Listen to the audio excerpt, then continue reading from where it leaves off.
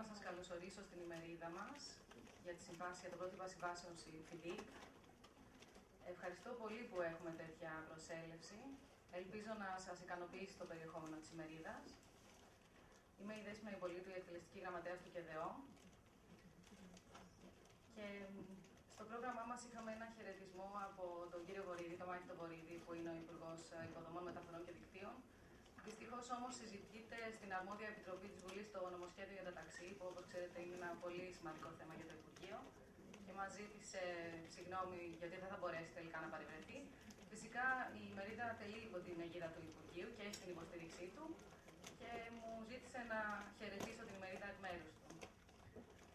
Οπότε νομίζω ότι μπορούμε να προχωρήσουμε με τους επόμενους ομιλητές. Και καλώ στο βήμα τον κύριο Ζολτάν Záhonyi, ο οποίος είναι πολιτικός μηχανικός και είναι μέλος της Επιτροπής FIDIC.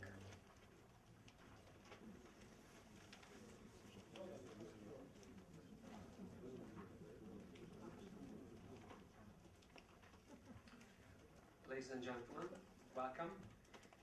It's a great honor to me to be here introducing you very briefly the International Federation of Consulting Engineers, or as it is known, FIDIC. Myself, as I have been just introduced, I'm a civil engineer, a consulting engineer coming from Hungary, where we have been using FIDIC conditions of contracts for more than 20 years for major infrastructure and public projects. And I'm also a member of FIDIC Contracts Committee.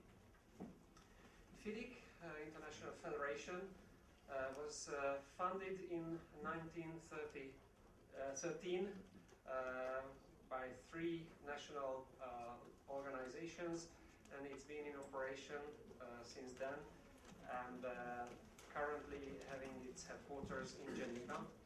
And this federation tried to be recognized as global voice for the consulting engineering industry, enabling the development of a sustainable world.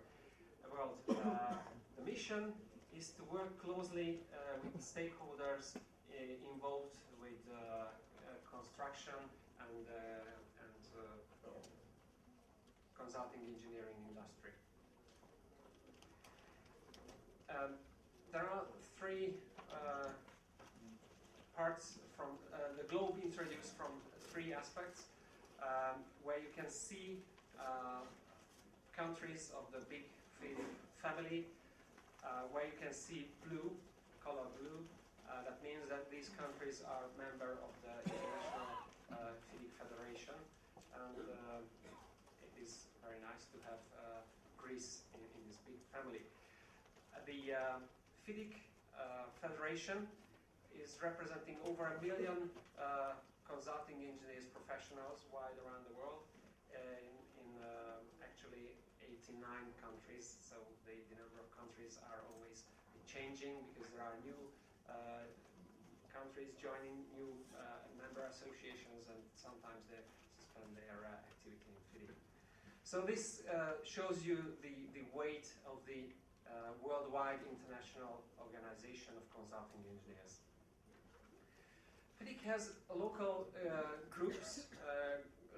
groups of member associations, for example, GAMA in Africa and ASPEC in Asia Pacific.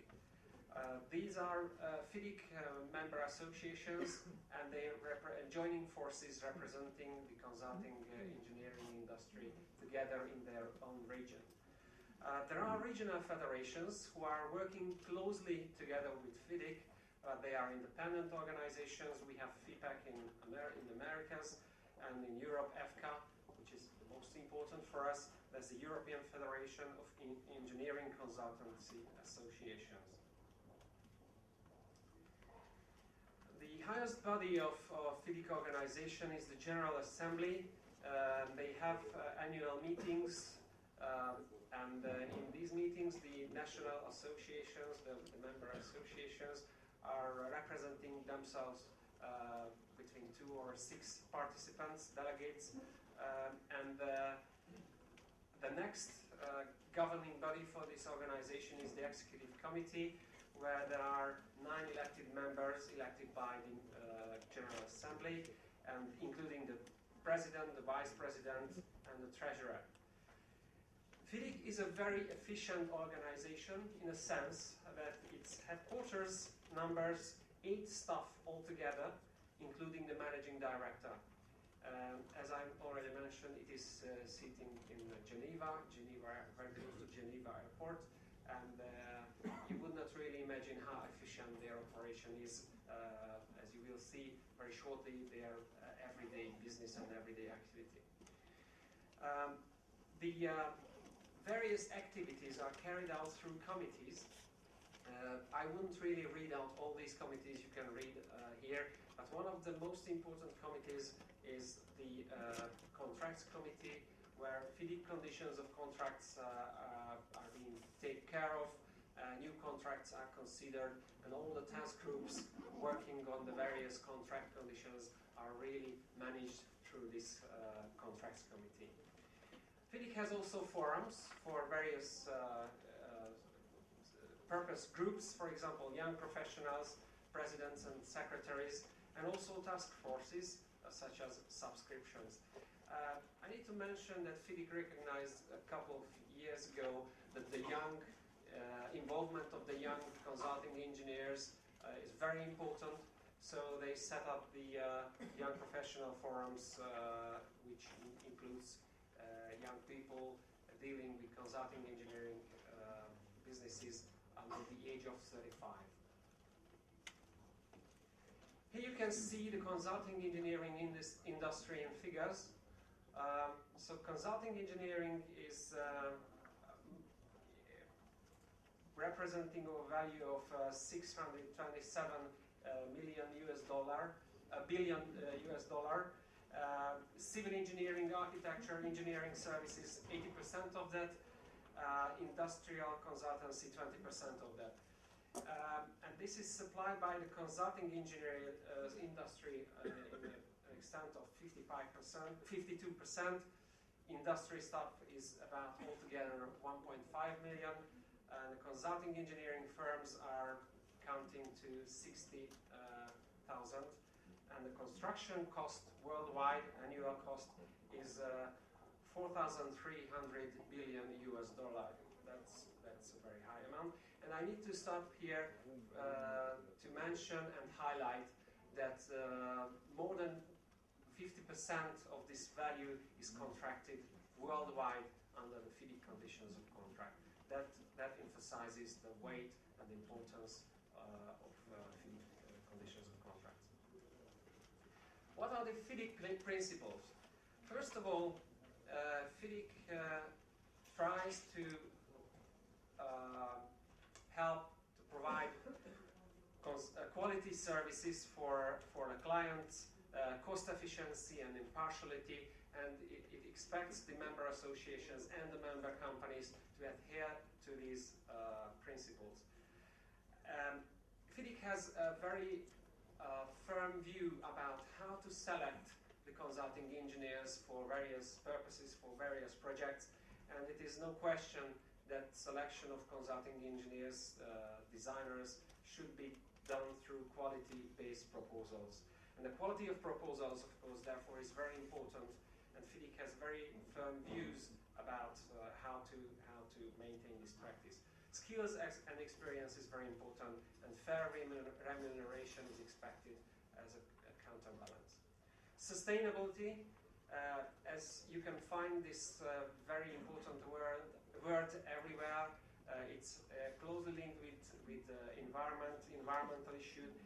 FIDIC has a long-term perspective in this issue. So the high standards are important to perform to a highest level of quality. Channeling know-how and integrity, that these are very important, and the best practice is really conveyed through standard contract documents, policies and guidelines, and fair allocation of risk and responsibilities. You're going to hear very shortly an interesting summary of FIDIC contracts by Godwin, and he will topic of risk sharing and responsibilities. Capacity building, again, that's very important in order to promote international cooperation, developed countries joining forces with less developed countries wide around the world, training and transfer of know-how, providing manual to spread good practices all over the world. So what are FIDIC's governing principles? Just summing up very briefly, it is promote quality, integrity, and sustainable development in our construction and within this construction and consulting engineering industry. FIDIC offers to the industry to be the authority on these issues regarding business practice and development of global and viable consulting engineering industry. So therefore, what FIDIC does is representing the globally the consulting engineering industry and enhance the image of consulting engineers. So what are FIDIC's activities? I mentioned, despite FIDIC has a very small but very efficient secretary, their work is really quite considerable because they are organizing annual conferences.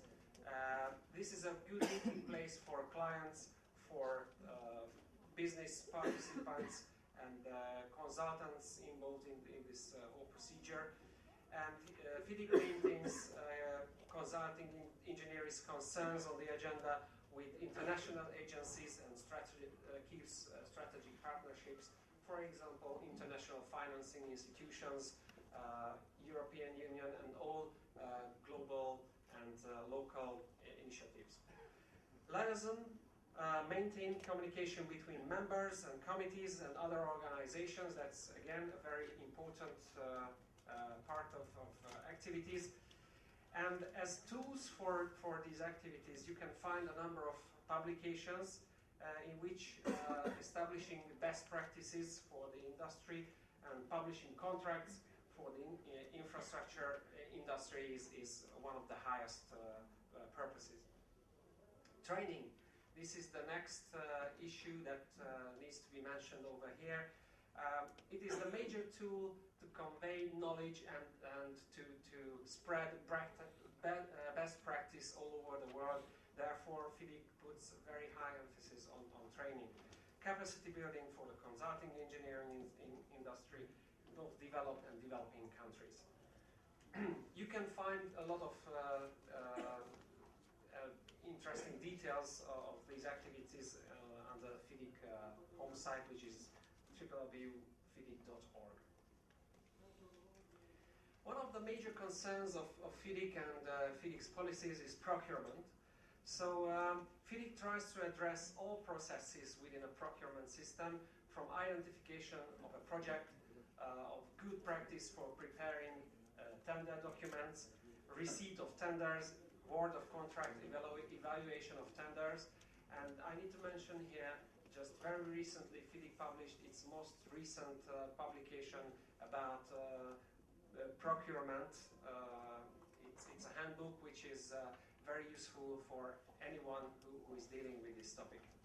It's a procurement guide published in 2011. So the principles are, again, summarized in very brief terms: to promote business best practice, apply systematic procurement procedures, and quality of the services in focus.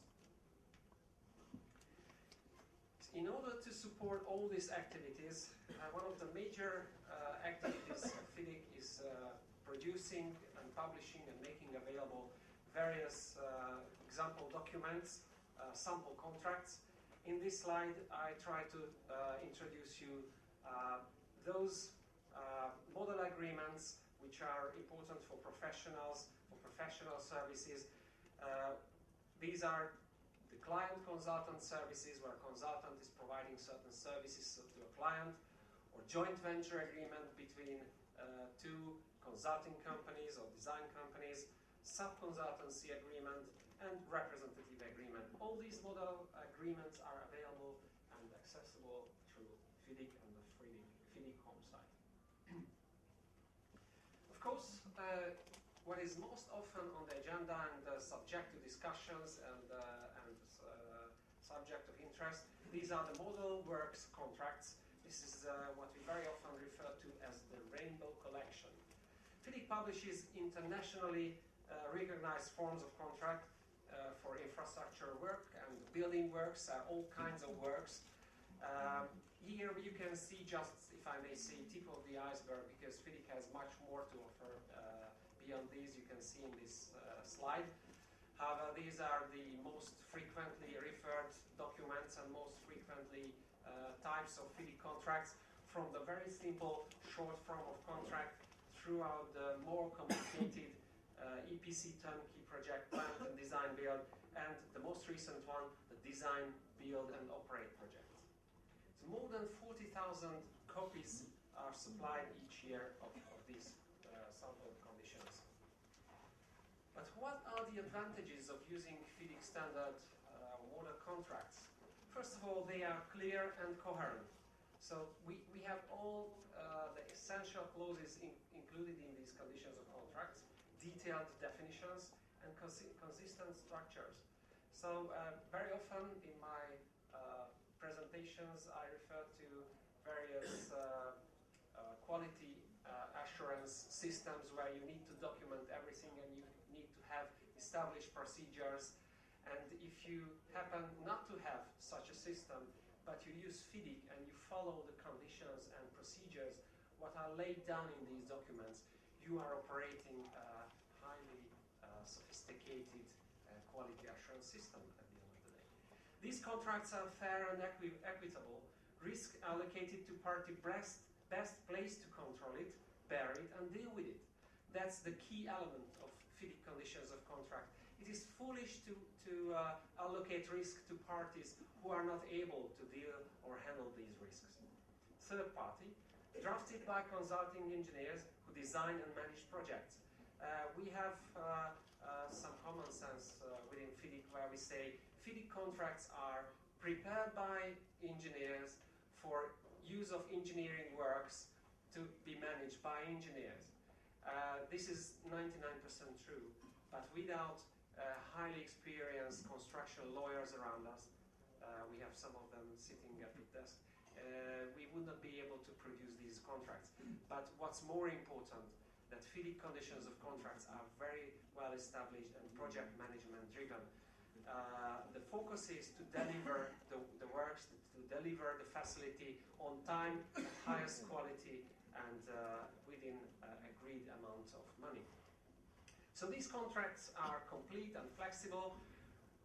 Range covers most needs, ready to adopt to fit requirements. Of course, because of this universality, none of the FIDIC contracts can be used one by one on anywhere in the world on any specific project. Therefore, we need to have always general, next to the general conditions of contract, the particular conditions which tailors the FIDIC conditions of contract to our own particular project.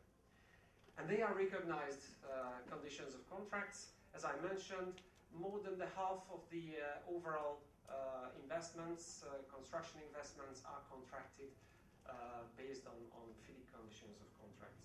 Tested conditions, these have been in use for more than 50 years. FIDIC puts emphasis on training, of course. Here you can see the training modules. Each module specifies the content, the resources, and provides case studies. These trainings are for basics, ranging through more advanced situations, and the case studies for all those who are practitioners. If you forgive me, I would not really read out all these training modules. You can find more details on FIDIC home site if you wish. So here you can see the outline of FIDIC's international training program. We have contracts program. This is professional service agreements, practical use of FIDIC contract. That's one of the major one in focus. We have courses, workshops, and seminars on that topic. Claims and dispute resolution, dispute adjudication boards, and contract management. And so we have a training program for business practice, business development, administration, risk management, quality management, business integrity management, and project sustainability management. Of course, as most of us, we know very well in this room, regardless FIDIC, based on FIDIC or not based on FIDIC, one of the most complex and most difficult types of contracts are construction contracts. And due to this reason, many of them ends up with dispute. Sometimes I happen to say there's no way to avoid having disputes. FIDIC has a very clear idea, a very clear message how to handle disputes if you face these disputes. FIDIC introduced a new system to handle these disputes within professional circles, and this circle is called DAB, Dispute Adjudication Board. It is mandatory to have DABs from the NDB harmonized contracts, and very much recommended to have for all the other models. So FIDIC organizes assessment workshop to persons who tends to be dispute adjudicators, and it has a recommended training course, and it has a list of president's list from which you can use your dispute adjudicators for your own projects. And besides that, FIDIC has also the national list of dispute adjudicators and provides guidelines to member associations for establishing and maintaining these lists. You have these national lists through a link to be found on FIDIC home site, and development of accredited national training courses and accredited trainers are also there. Now I would like to draw your kind of attention to two coming major events of FIDIC conferences. The very next one will be between 9 and 12 September 2012 in Seoul, and it's titled Beyond Green, a New Paradigm, and the 100th anniversary centenary conference will be taking place in Barcelona between 15 and 18 September 2013, and it is titled Consulting Engineers Global Partners, and you can find more details under FIDIC2013.org. And this is what FIDIC at the moment. Our president is now Jeff French. He is a UK origin gentleman. Vice President Pablo Bueno from Spain, and the secretariat with the 8 very efficient, very kind people, led by Managing Director Enrico Vingu. My time is ticking away. Thank you very much for your kind attention, and I hope after the tea break we will have some chance to discuss further details. Thank you very much.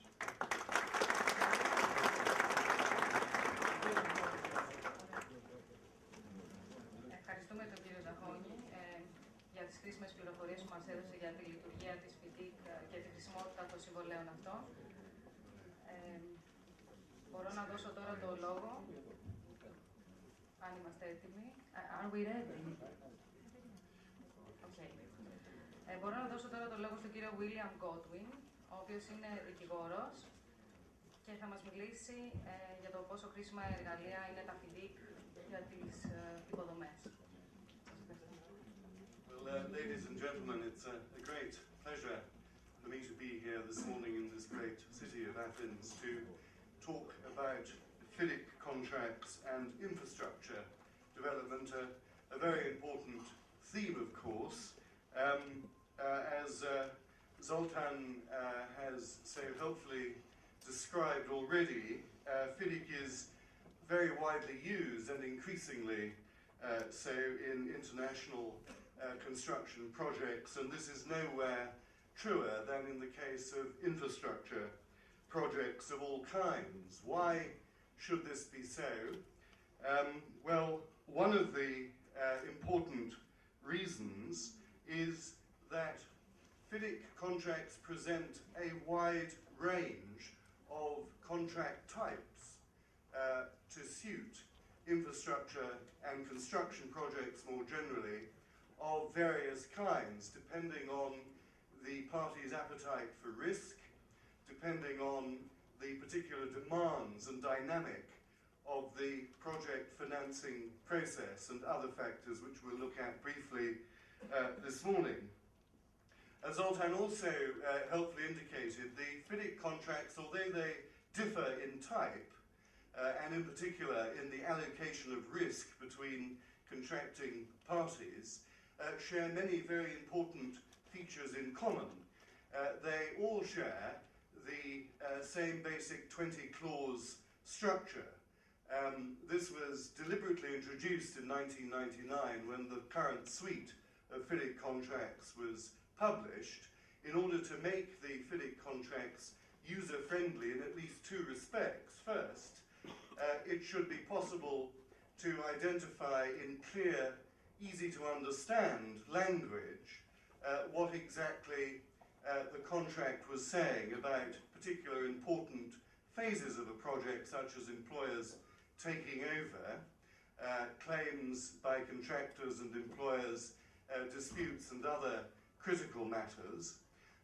And secondly, it ought to be possible for a person reading and considering a FIDIC contract form to be able to relate the way in which one FIDIC contract deals with a topic to the way in which another FIDIC contract deals with the same topic. So one will find that in the FIDIC contracts the same topic is very often dealt with under the same contract clause. So you can compare, for example, the contractor's exposure to risk in relation to design matters quite easily by looking at clause 4 of, say, the yellow and silver books as against, say, the design responsibility of a contractor under the red book. So the FIDIC contract forms present, although a great deal of variety and range, a very important core features in common. Well, let's look at the basic features of the main construction contract forms which are relevant to infrastructure projects. And let's start with the oldest of the FIDIC forms, the so-called red book, the construction form. The characteristic that defines the red book is that the design is responsibility of the employer.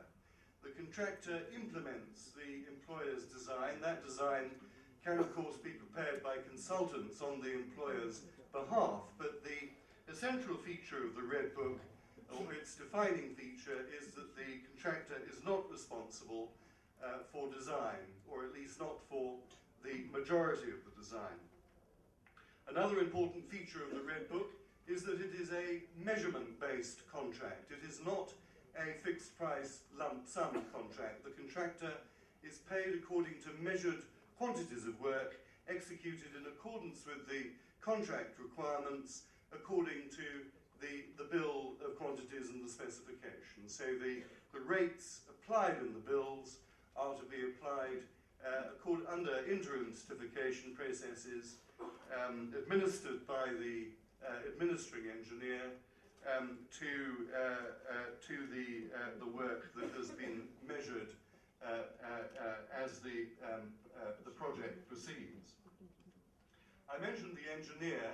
A very important and traditional feature of the Red Book is the important role given to the engineer. The engineer, although he is appointed by the employer, is meant to carry out important functions of a quasi-judicial nature almost. He is meant to decide claims.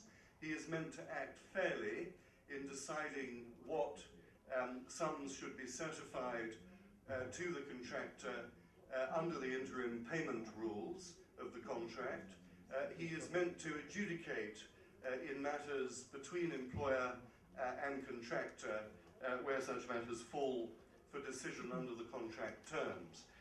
So the engineer has a very important role, and this traditional role is to a large degree preserved in the Red Book, although it's disputed the extent to which an engineer carries quite the same traditional weight as in other contract.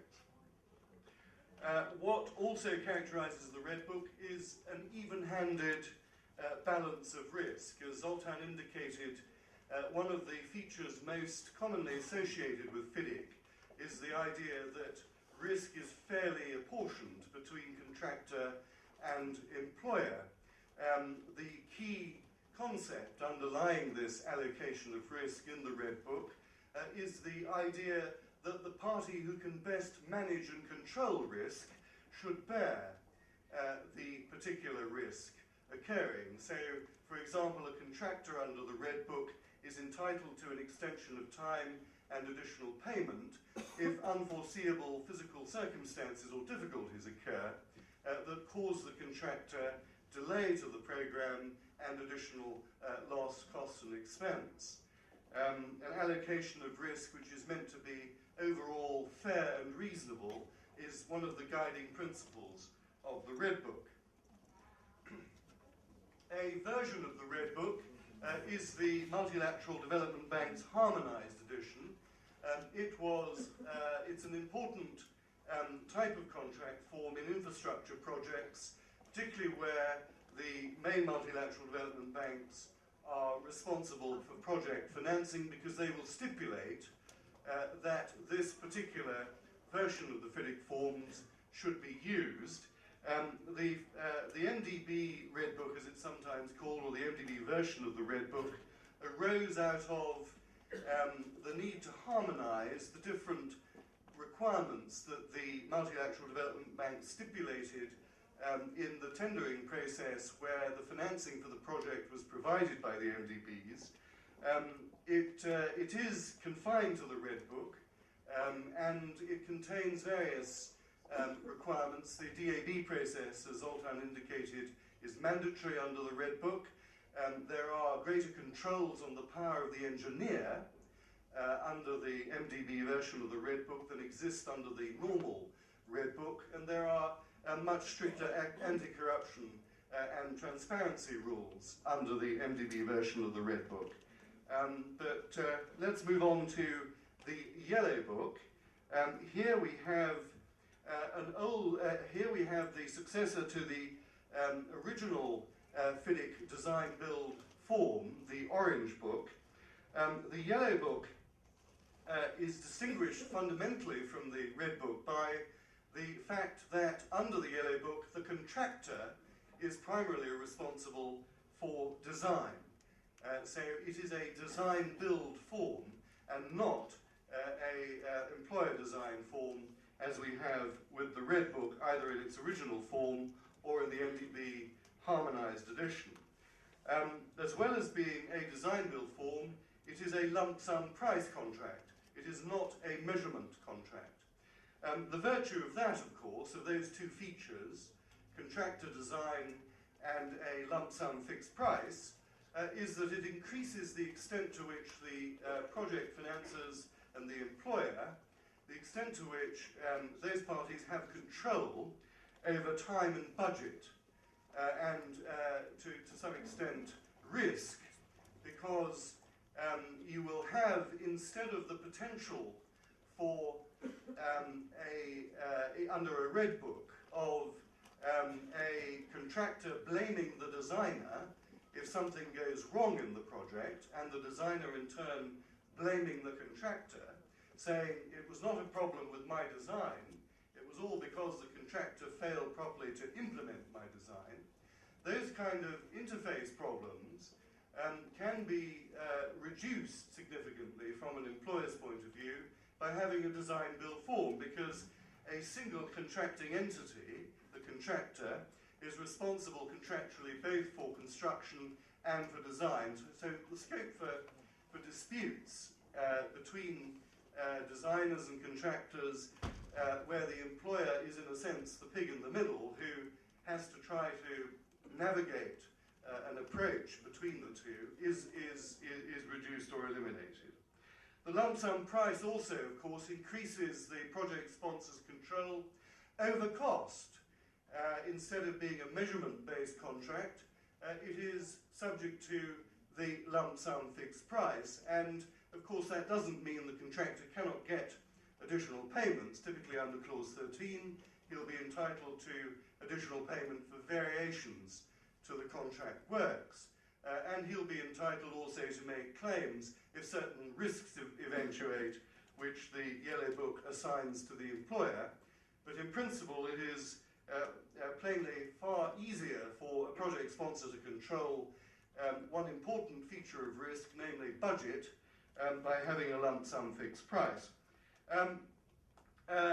Mentioned risk, the Yellow Book, like the Red Book, has a fairly even-handed approach to risk. Again, the guiding philosophy is that the party best able to manage risk should be the one who bears it. And so there are fairly generous provisions under the Yellow Book, general conditions, for the contractor to make claims in the event that genuinely unforeseeable physical difficulties, for example, eventuate. We'll look a little bit at that in a moment. Again, there is a role in the Yellow Book for the engineer. The engineer is meant to exercise the traditional functions of deciding matters, certifying and administering the contract works. Very important recent addition to the FIDIC family is the Gold Book. This is a contract form which is really unusual internationally because it is designed and seeks to combine in a single contract both the design-build functions of a contractor under a design-build contract form and also operation and maintenance of the facility, plant or other infrastructure, typically facility, after the plant or other facility has been commissioned and is in operation, commercial use and operation. It's known as the design, build, operate form because it precisely seeks to address both the design, build function and the operation and maintenance of the plant for or other facility for as long as 20 or so years after the plant has become up and running. The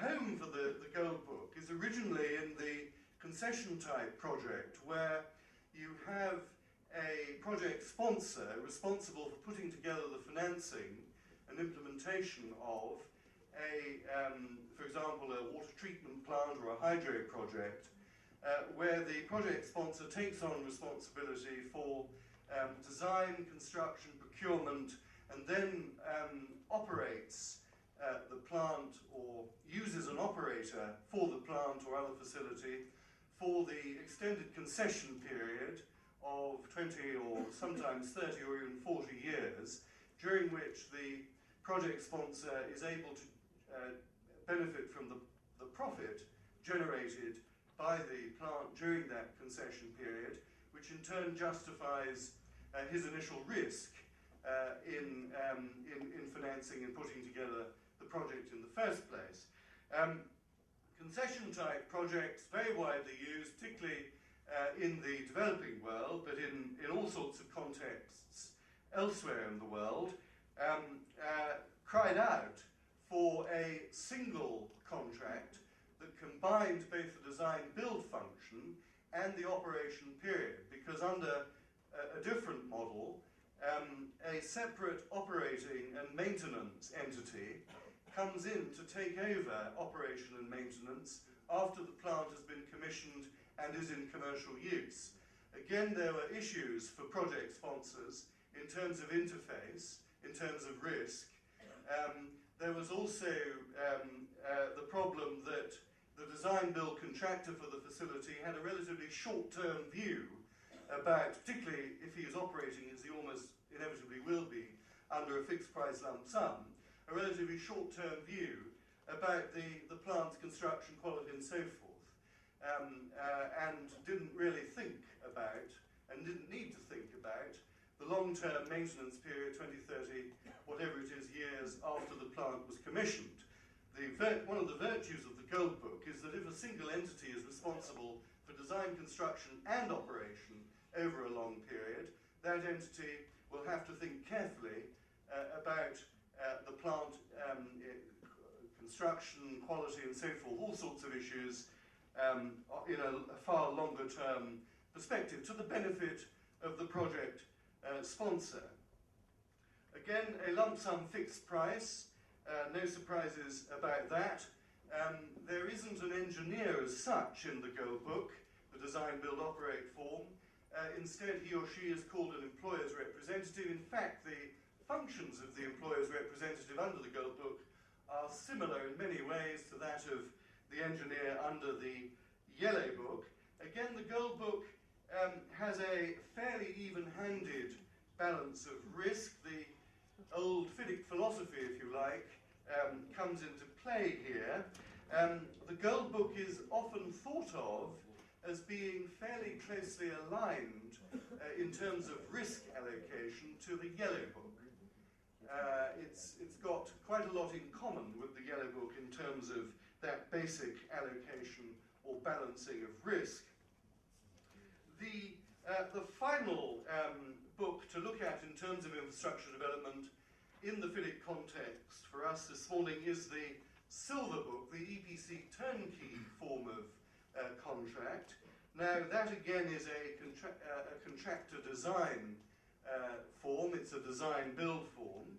Again, like the Yellow and Gold Book, it's a lump sum fixed price contract. Unlike the other forms, there is no engineer, and the employer is directly responsible for all the functions carried out either by the engineer or the employer's representative under the Gold Book. He will typically employ an employer's representative, but although he shares the same name as the Gold Book employer's representative, in fact his function is purely as agent of the employer. The really critical thing about the Silver Book is contractor risk, because the FIDIC philosophy of even-handed approach to risk completely goes out of the window in the Silver Book. The whole dynamic underlying the Silver Book is completely different. The Silver Book was introduced for a particular type of project, the EPC or engineer procure construct form, where a contractor working under enormous pressures of time and budget is responsible for the whole range of procurement, engineering and construction, and the overriding objective of the contract form is to deliver the project on time and within budget, so that the contractor bears substantially all the risks of engineering, procurement and construction right through, unlike the Yellow Book, its nearest neighbour, or the Gold Book, which in turn is a kind of development, it can be seen, of the Yellow Book. So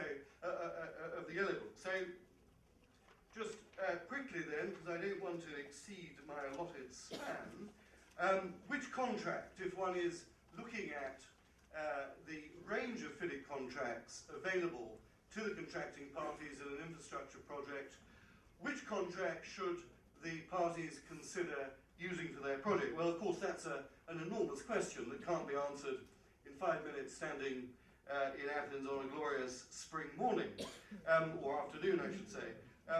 What one can do is indicate in a very general way the sorts of considerations that might apply. The first is the importance of the single point of responsibility. If one is very keen to ensure that a single contracting entity should be responsible for as much as possible of the project range, design, construction and so forth, one would certainly go for one of the design build forms, the Yellow, Gold and Silver Books. Operation and maintenance, again, the Gold Book gives the project sponsor the virtue of a single point of responsibility for operation and maintenance as well as design and construction. So, very important consideration, is a single point of responsibility contractually desired, and if so, how should it be played out? Second important consideration, certainty of time and cost. How critical is it to the project dynamic that time and cost be as rigidly and strictly adhered to as possible? If that is the overriding need, then the Silver Book becomes very important. The Silver Book went through a period of being relatively unfashionable. It has become much more widely used than it was even 5 years ago. In areas such as the Middle East, for example, it has experienced something of a renaissance. In places like India, it is used widely in internal public projects such as irrigation schemes and the like. Its knowledge of it and awareness of it is increasing, but it is a very difficult contract form to deal with sensibly, because you have to really be completely aware of the risk which is assumed by the contractor under the Silver Book. And I'd like to conclude just by illustrating that point by taking two critical matters in any project, unforeseeable physical conditions or difficulties, and design responsibility. Very, very quickly, it's on the slide so you can look at it for your reference. Basically, under the Silver Book, there is no extension of time or additional payment whatever to the contractor, unless otherwise specifically stated in the contract, in the event of unforeseeable difficulties or physical conditions occurring. Under the Silver Book, the contractor is deemed to have familiarised himself with all risks attendant on the project and to have provided for such risks within the fixed price lump sum. And contractors who are not in a position to assess risk, FIDIC advises strongly not to engage in a Silver Book contract. On the other hand, a contractor who is able to assess risk can build into the fixed price lump sum a float to allow for contingencies, so that the Silver Book is known quite widely as a relatively expensive method of procurement, because contractors will price. It's sometimes called a Rolls-Royce method of contracting. But a contractor who cannot properly assess risk should not enter into a Silver Book. Easier said than done, of course, in practice. Under the Yellow and Gold Book, both time and money, but not profit, if the conditions were unforeseeable in the sense that no experienced contractor at the date of tender could be expected to have foreseen them. Design responsibility. All three design-build forms provide for the contractor to design, execute, and complete the works in accordance with the contract, so that when completed they'll be fit for the purposes for which they are intended as defined in the contract. The distinguishing feature of the Silver Book general conditions is that even if the employer's requirements contain errors, the contractor assumes responsibility for those errors and cannot get an extension of time or additional payment, even if those errors could not have been detected by an experienced contractor at tender stage. Unless certain very limited exceptions apply, which you're at liberty obviously to look at under clause 5.1 of the Silver Book in due course.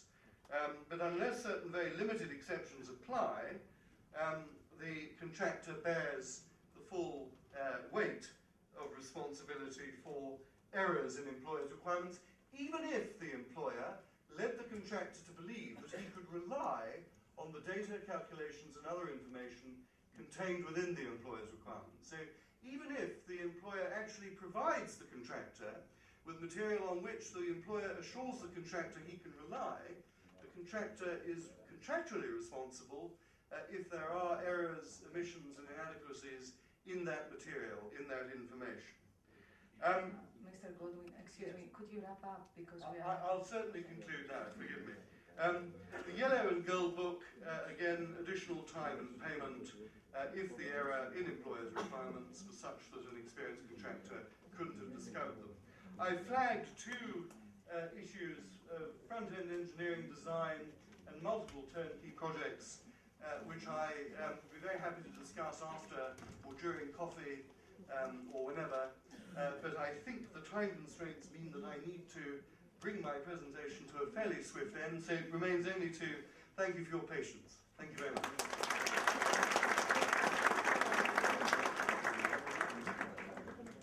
Επειδή τον στεναχώρησα τον κύριο Godwin, ήταν το χειροκρότημα μάλλον, έτσι.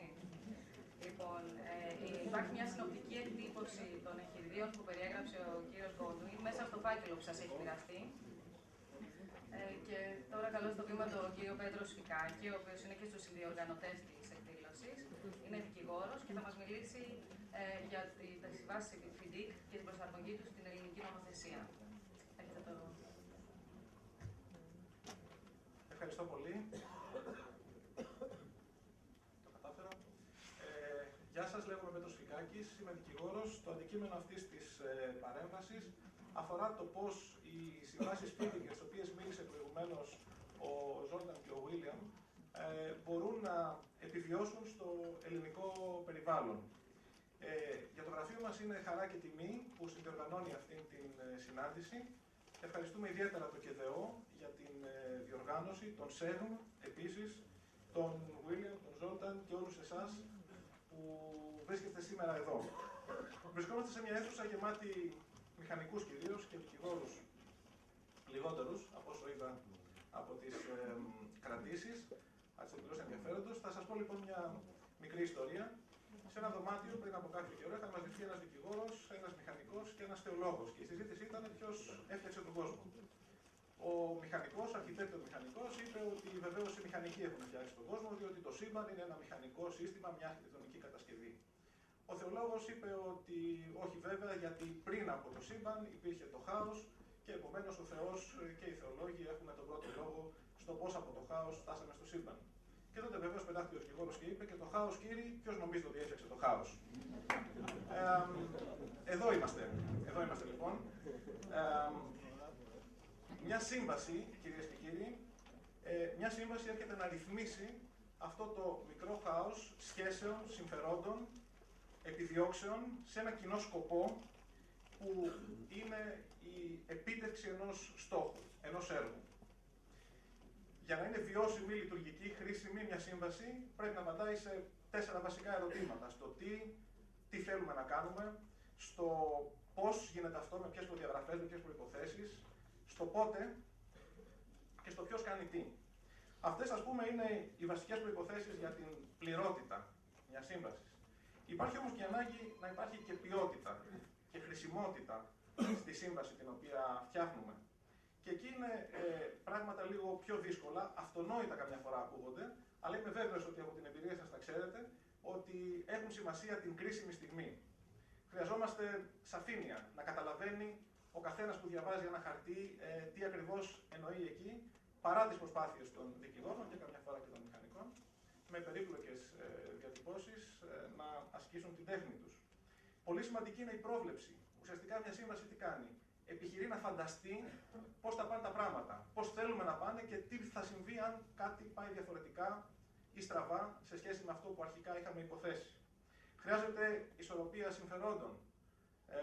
Χρειάζεται διέξοδος. Είναι πολύ σημαντικό. Σε μια κρίση, σε μια κατάσταση που μπορεί να προκύψει, να υπάρχει διέξοδος που δεν θα οδηγήσει σε κατάργηση και ανέρεση του σκοπού, του ίδιου του σκοπού της σύμβασης. Όλα αυτά μπορεί να είναι σχετικά δύσκολα. Είναι πιο δύσκολα όταν όλα αυτά πρέπει να γίνουν μέσα σε πολύ λίγο χρόνο. Ζω για τη στιγμή που ένας πελάτης μας θα έρθει και θα πει ότι θέλω να κάνω ένα έργο, πάρε το χρόνο σου, σκέψου το, συζήτα το με τους μηχανικούς, κάνε σχέδια να τα συζητήσουμε και έλα να φτιάξουμε σύμβαση.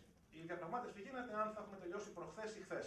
Είμαστε ευτυχείς λοιπόν αν όλα αυτά μπορούν να έχουν τελειώσει χθες σε πάρα πολύ σύντομο χρόνο.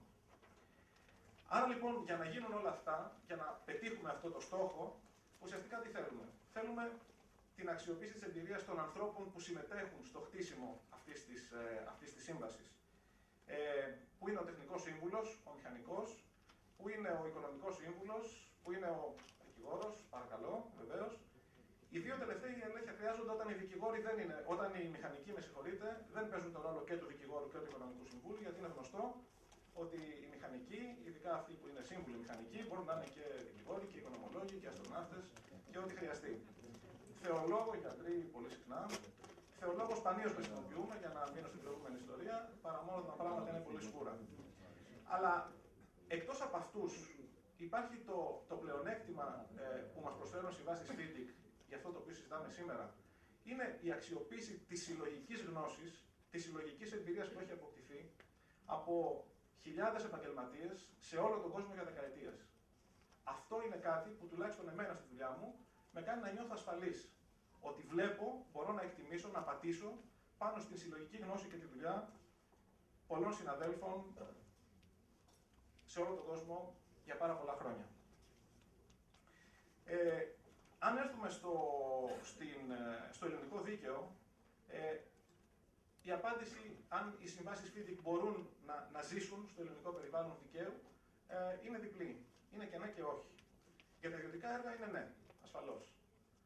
Δεν υπάρχει κάποιο στοιχείο στο σύστημα δικαίωμα το οποίο να προσκρούει ή να εμποδίζει την εφαρμογή των συμβάσεων αυτών στην Ελλάδα με τις κατάλληλες προσαρμογές που απαιτούν οι συνθήκες κάθε φορά. Σε ό,τι αφορά όμως τις δημόσιες συμβάσεις, τις συμβάσεις με αναθέτουσες αρχές, εκεί τα πράγματα είναι διαφορετικά. Η απάντηση είναι όχι, εκτός αν συμβεί κάτι για το οποίο θα επιχειρήσω να πω στη συνέχεια. Το δικό μας σύστημα δικαίου, σε ό,τι αφορά τα ιδιωτικά έργα, ουσιαστικά διέπεται από τον αστικό κώδικα, είναι απλό, έχει έννοιες που όλοι γνωρίζουμε και επομένως δεν θα σας κουράσω γι' αυτό. Περιλαμβάνει τα δικαιώματα του εργολάβου και του εργοδότη. Η αλήθεια είναι ότι η έμφαση είναι περισσότερο στα δικαιώματα του εργοδότη, με χαρακτηριστικότερη περίπτωση την διάταξη την περίφημη του άρθρου 700 του αστικού κώδικα, που λέει ότι ο εργοδότης μπορεί οποιαδήποτε στιγμή να καταγγείλει τη σύμβαση έργου και χωρίς αιτία, για όποιο λόγο θέλει, και αρκεί μόνο να αποζημιώσει τον εργολάβο του για το κομμάτι του έργου που έχει φτιάξει μέχρι εκείνη τη στιγμή. Αυτή τη διάταξη του αστικού κώδικα την αντιμετωπίζουμε συμβατικά, τροποποιώντας βεβαίως τις συμφωνίες όπως επιτρέπεται, ώστε να εξισορροπηθεί η κατάσταση, διότι προφανώς ο εργολάβος έχει κινητοποιηθεί, έχει κάνει δαπάνες και προσδοκά και σε ένα όφελος, ενδεχομένως από δουλειές που δεν ανέλαβε στο ίδιο χρονικό διάστημα. Έτσι λοιπόν, το δικό μας δικαιικό σύστημα σε ό,τι αφορά τα ιδιωτικά έργα δεν έρχεται σε σύγκρουση με κάτι από αυτά που ανέφερε ο William πολύ αναλυτικά προηγουμένως, σε καθένα από τα βιβλία, από τα υποδείγματα συμβάσεων τα οποία έχει προετοιμάσει η FIDIC. Δείτε ένα παράδειγμα του EPC, του υποδείγματος σύμβασης που αφορά έργα με το κλειδί. Είναι μια διαδικασία που προβλέπεται στο Silver Book. Είναι η διαδικασία που ουσιαστικά ξεκινάει με την διαδικασία ανάθεσης, ένα είδος διαγωνισμού για το πώς θα επιλέξει ο εργοδότης τον εργολάβο του. Έχει την φάση υπογραφής της σύμβασης, την περίοδο της ολοκλήρωσης του έργου, πιθανές καθυστερήσεις, τις δοκιμές κατά την παράδοση, την περίοδο διόρθωσης των όποιων ελαττωμάτων ή σφαλμάτων υπάρξουν και την τελική ολοκλήρωση του έργου. Σε αυτήν την διαδικασία είναι ενδιαφέρον ότι οι πρότυπες συμβάσεις FIDIC προβλέπουν μια, κατά τη γνώμη μου, επαρκή διαδικασία που επιτρέπει σε αυτό το σύστημα να λειτουργεί και να επιλύονται οι διαφορές εκεί που προκύπτουν. Σε ένα λοιπόν ιδιωτικό έργο θα μπορούσαμε σήμερα, αύριο, να εφαρμόσουμε το Silver Book, παράδειγμα σε ένα από τα πολλά έργα που γίνονται τελευταία για φωτοβολταϊκά, εκεί δηλαδή που έχει πολύ μεγάλη σημασία και ο χρόνος και το κόστος ολοκλήρωσης, διότι όπως θα ξέρετε, εάν υπερβεί στην προθεσμία κατασκευής, μπορεί ο ιδιοκτήτης να χάσει την τιμή που έχει κλείσει για την πώληση της ενέργειάς του, κάτι που μπορεί να ανατρέψει και να ανατρέψει ριζικά και δραματικά τα οικονομικά δεδομένα του έργου. Επομένως, ίσως γι' αυτό βλέπουμε ότι οι τράπεζες τελευταία ζητούν συμβάσεις FIDIC ή τύπου FIDIC για τα EPC έργα τα οποία χρηματοδοτούν. Άλλωστε και οι ίδιες δεν βασίζονται συνήθως σε εξασφαλίσεις του εργοδότη, αλλά στην αποδοτικότητα του ίδιου του έργου. Τους ενδιαφέρει λοιπόν ως χρηματοδότες να έχουν μια σύμβαση η οποία είναι καλά στημένη, που λειτουργεί και μπορεί να δώσει κάποιες λύσεις. Αν τα πράγματα είναι έτσι στα ιδιωτικά έργα, στα δημόσια έργα δεν συμβαίνει το ίδιο. Χτες, γιατί από χτες μέχρι σήμερα μπορεί να έχει αλλάξει, σε μία από τις βάσεις δεδομένων υπάρχουν 2.898 νομοθετήματα τα οποία αναφέρονται στα δημόσια έργα. Ξεκινάνε από ένα νόμο του 1878, ο οποίος ισχύει και εφαρμόζεται και τώρα, περνάνε σε έναν του 30 περί τις εκχωρήσεις και τις κατασχέσεις εργολαβικού ανταλλάγματος, φτάνουν στο μνημόνιο και το μεσοπρόθεσμο, που ουσιαστικά είναι όλη η νομοθεσία που είναι στον κώδικα δημοσίων έργων και στα υπόλοιπα διατάγματα. Αυτό δημιουργεί μια σημαντική δυσκολία, γιατί το πιο σύντομο ανέκδοτο νομίζω ότι θα συμφωνείτε πως είναι, αν σε πάρει κάποιος τηλέφωνο και σου πει, ειδικά αν είναι ξένος, σε παρακαλώ στείλε μου τη σύμβαση που θα υπογράψω για το δημόσιο έργο για να τη δω. Θα πρέπει να του πω λοιπόν τότε ότι η σύμβαση μπορεί να είναι 2 σελίδες, αλλά από πίσω υπάρχουν 2.898 νομοθετήματα, τα οποία θα πρέπει με τον ένα ή τον άλλο τρόπο να λάβει υπόψη του. Δεν μπορεί να κάνει τίποτα άλλο. Έτσι λοιπόν, οι συμβάσεις FIDIC, τις δημόσιες συμβάσεις, δεν μπορούν να εφαρμοστούν γιατί όλος ο δημόσιος τομέας εφαρμόζει την νομοθεσία των δημοσίων έργων. Είναι χαρακτηριστικό ότι από το 1994 αρκετές εταιρείες έχουν εξαιρεθεί, οι ανώνυμες εταιρείες του δημοσίου για παράδειγμα, έχουν εξαιρεθεί από την εθνική νομοθεσία ανάθεσης των δημοσίων συμβάσεων αλλά και εκτέλεσης των έργων. Είναι πολλές. Είναι η Αττικό Μετρό, το κτηματολόγιο, η Εγνατία, η ERGOSE, η ΔΕΠΑ, τα ΕΛΤΑΜ, η ΔΕΗ. Αλλά είναι ενδιαφέρον ότι σχεδόν καμιά από αυτές τις εταιρείες, ενώ αξιοποιεί την εξαίρεση ό,τι αφορά την ανάθεση και πάει με τους κοινοτικούς κανόνες βεβαίως και τους δικούς τους κανονισμούς, νομίζω ότι σχεδόν καμιά δεν απεμπολεί την εφαρμογή της νομοθεσίας των δημοσίων έργων στην εκτέλεση. Όλη αυτή την απίθανη διελκυστίνδα που μας οδηγεί σε πολύ μεγάλους χρόνους και δυσκολία στη συνεννόηση και στην επίλυση ακόμα και μικρών ζητημάτων. Νομίζω λοιπόν ότι εδώ ο τρόπος θα ήταν για να το βελτιώσουμε αυτό, όχι μόνο λόγω της FIDIC, αλλά γιατί υπάρχει ανάγκη να γίνει αυτή η βελτίωση, να εξαιρεθούν καταρχήν οι ανώνυμες εταιρείες και ίσως κάποια νομικά πρόσωπα ιδιωτικού δικαίου του δημοσίου από την νομοθεσία εκτέλεσης των συμβάσεων έργων, προμηθειών ή υπηρεσιών. Αυτές οι εταιρείες που είναι κατά τεκμήριο καλύτερα οργανωμένες να φτιάξουν κανονισμούς εκτέλεσης έργων και προμηθειών και υπηρεσιών και να υιοθετήσουν με κοινή υπουργική απόφαση με όποιον άλλο τρόπο ενδείκνυται για να είναι καλυμμένες και οι διοικήσεις ό,τι αφορά το δημόσιο έλεγχο. Πρότυπες συμβάσεις γενικής εφαρμογής, δεν χρειάζεται να ανακαλύπτουμε ξανά την Αμερική. Υπάρχει μια δουλειά που έχει γίνει πολύ σημαντική από τη FIDIC και αξιοποιείται σε όλο τον κόσμο, όπως και από άλλους διεθνείς οργανισμούς.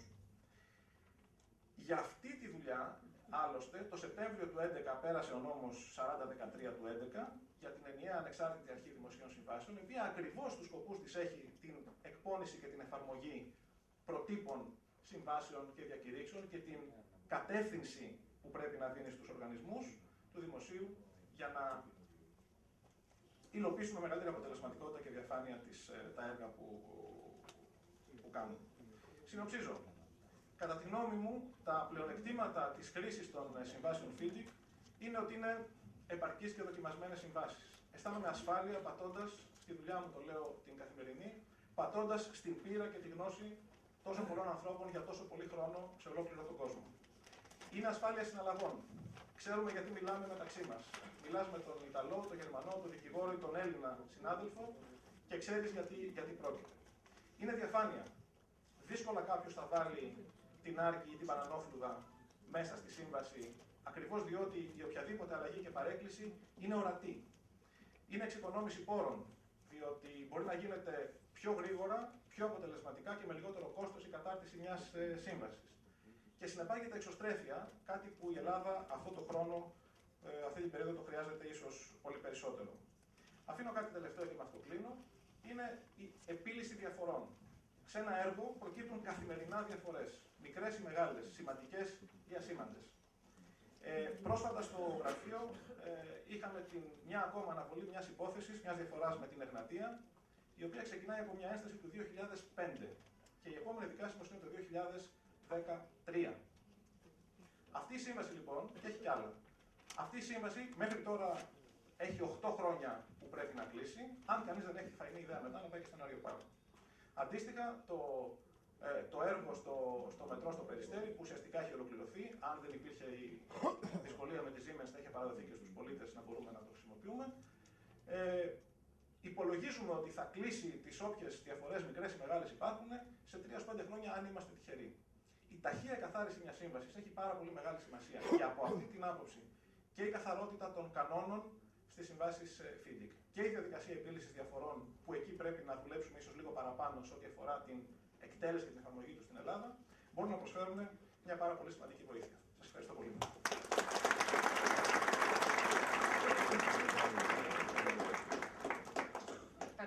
Ευχαριστούμε πολύ τον κύριο Σφικάκη. Τώρα μπορούμε να κάνουμε ένα διάλειμμα για καφέ.